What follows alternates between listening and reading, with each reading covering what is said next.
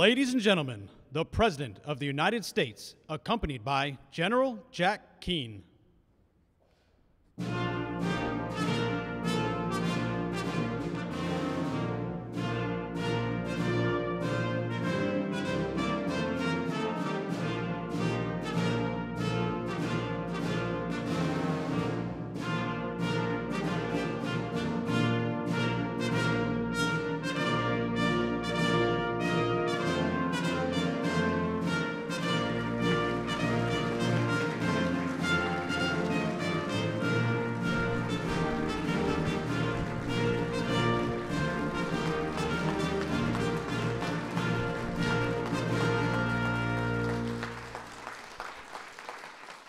Well, thank you very much and good afternoon.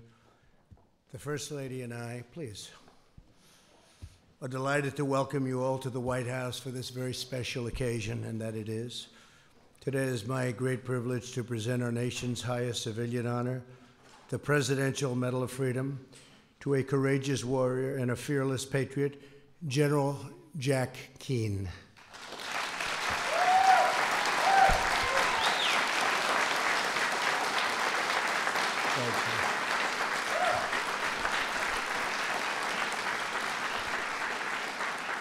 We're very excited to have Jack's wife, Angela, with us today, along with his brother, Ronald, and his son, Daniel. Thank you all very much. That's great. And thank you. We're also joined by a very distinguished assembly of leaders, including Secretary Mike Pompeo. Mike, thank you very much. Secretary Mark Esper, Attorney General William Barr, Secretary Dan Brouillette, Senator Lindsey Graham, Lindsey, Chairman of the Joint Chiefs of Staff, General Mark Milley, great job, Mark, and General Keith Alexander. Okay, thank you very much. Thank you all. Jack Keane was born in 1943 into a family with a strong tradition of military service. His father served during World War II as a Marine in the Pacific Theater. Jack grew up in a housing project on the Lower East Side of Manhattan and became the first member of his family to attend college. At Fordham University, he joined the ROTC, distinguishing himself as a cadet and a member of the famed Pershing Rifles. Upon graduating, Jack was commissioned as a second lieutenant in the U.S. Army. He volunteered to serve in Vietnam and joined the legendary 101st Airborne Division. As a platoon leader and later company commander, Jack fought through fierce and bloody combat. He demonstrated unflinching courage under fire, and for his exceptional valor, Jack was awarded the Silver Star. After Vietnam, Jack and his late wife, Terry, adopted two wonderful sons. They raised Daniel and their late son, Matthew, with extraordinary love and care. In the Army, Jack designed new training methods to ensure that military leaders would always be extremely well prepared for the intensity of combat command. His rigor, discipline, creativity, toughness, they all achieved tremendous results. General William Depew, who helped rebuild the American military after Vietnam, wrote that Jack was the best brigade commander that he's ever had. He was very exceptional at all levels. In 1991, Jack became a brigadier general and commander of the Joint Readiness Training Center. He devised a state-of-the-art program that prepared our nation's service members for combat against extended insurgencies in both urban environment and rugged terrain. Jack prepared this nation for the wars to come and helped train soldiers that would later serve in Bosnia, Somalia, Haiti, and Kosovo. Jack was named a Vice Chief of Staff of the Army in 1999, was in his office on September 11, 2001, when terrorists struck the Pentagon. He ran through smoke and debris and evacuated the injured, saving lives. He visited the wounded in hospitals and attended scores of funerals for the fallen patriots slain in the attack.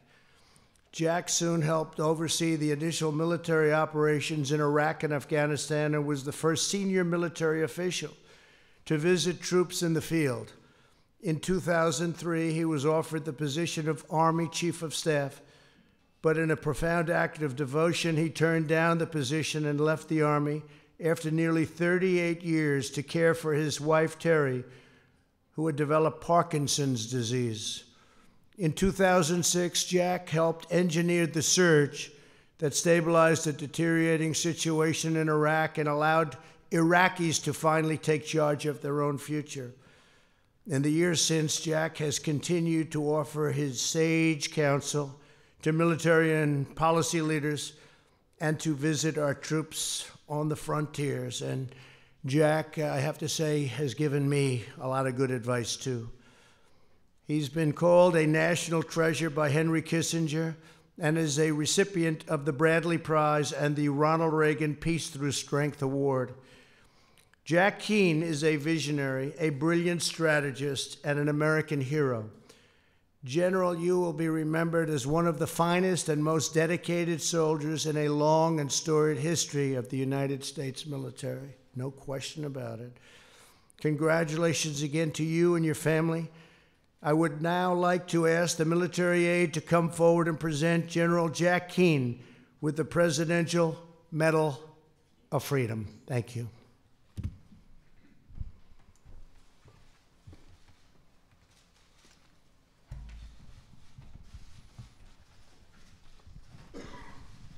General Jack Keane is one of our nation's most distinguished military leaders.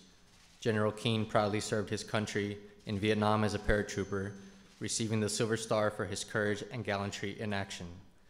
His steadfast leadership as a four-star general and as Vice Chief of Staff of the Army provided stability and direction for those under his command.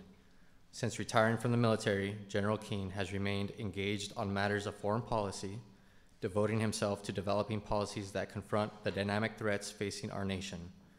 The United States proudly honors General Jack Keane, whose tireless devotion to our country has defined him as a true American patriot.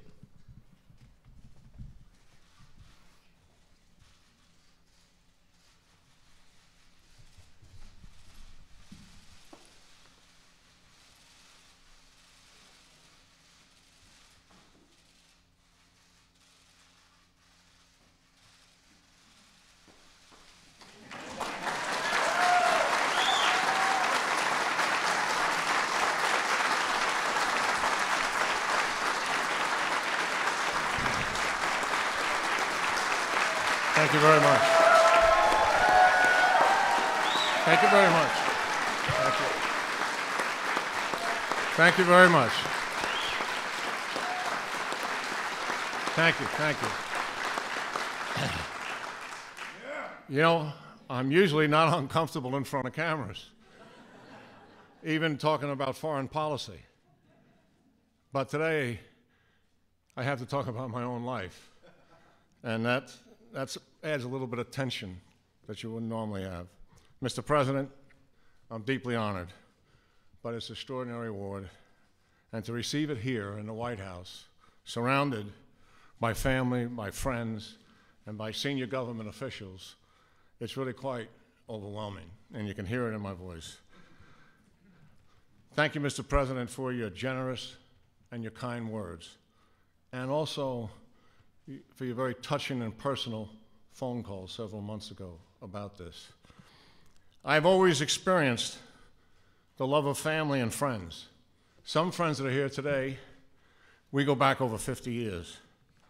My parents raised my brother Ron and me in a working class Catholic environment. We were fortunate to attend Catholic schools in New York City. We were so strengthened, it so strengthened our values and also our character. My brother Ron has always been there for me, and I'm delighted he's here today. I thank God for guiding me in the journey of life. I have two great loves in my life.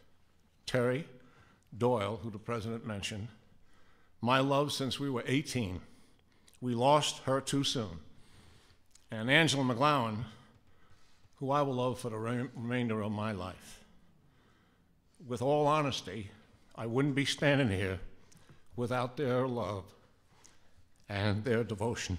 My son Daniel is here. Love you and proud of you, Dan.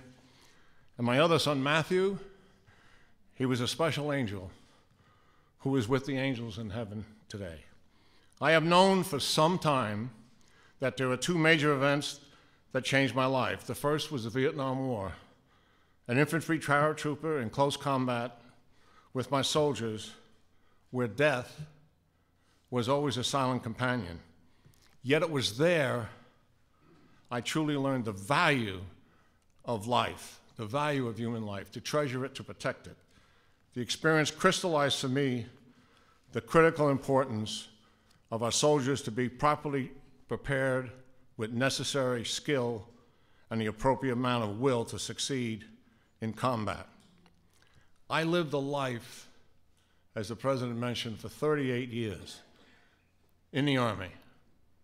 I lived that life among heroes who inspired me, and I'm still in awe of them today. My sergeants, my fellow officers, and my mentors shaped me significantly, and several times they saved me from myself. And that's the truth of it. The second event was 9/11, the Pentagon. I lost 85 Army teammates, lived the tragedy up close, attended scores of funerals with Terry. 2 days after, as a New Yorker, I was dispatched to the World Trade Center, horror, walking across those smoldering ruins, and then making certain that Mayor Giuliani had all the military support that the Pentagon could render. It was personal, and I was angry. And despite having left the Army 17 years ago, I never left the 9/11 wars and America's focus on radical Islam and what they did to us. I could not have imagined that I would stay so involved in national security and foreign policy. My motivation is pretty simple. Do whatever I can, even in a small way, to keep America and the American people safe. Mr. President, thank you for the Trump defense buildup. What you are doing to dig us out of the deep hole that you found the military in is all about protecting America, not just for today, but for the generation to come. And thank you so much for everyone for sharing this day. And thank you again, Mr. President, for making this day happen. God bless America, and God bless the American people. Thank you.